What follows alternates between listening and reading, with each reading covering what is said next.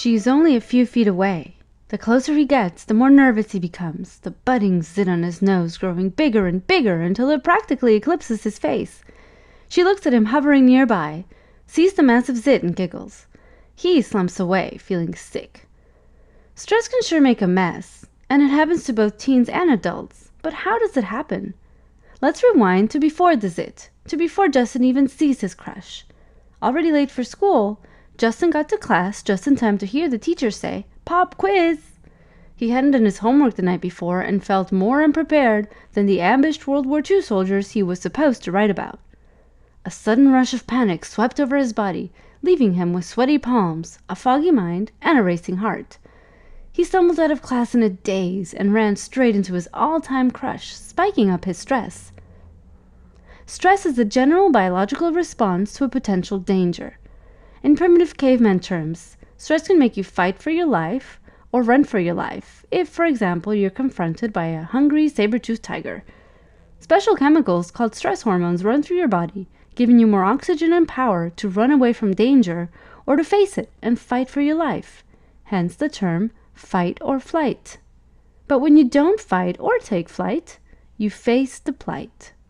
When we're taking final exams, sitting in traffic, or pondering pollution, we internalize stress. It all begins in the brain.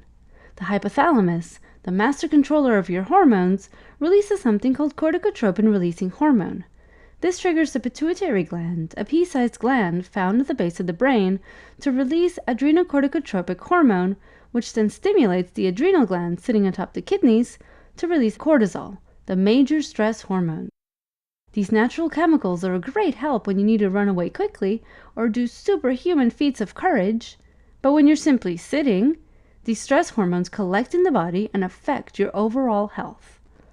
Stress hormones increase inflammation in the body, suppress the immune system, which makes you more susceptible to infection by acne-causing bacteria, and can even increase oil production in the skin.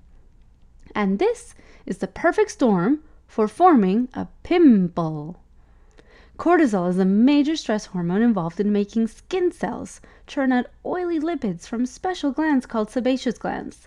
But when there's too much of these oily lipids, called sebum, they can plug up the swollen, inflamed pores and trap the pesky acne-causing bacteria inside, where they set up house and thrive. Add a dash of inflammatory neuropeptides released by the nervous system when you're, nervous, and angry zits follow.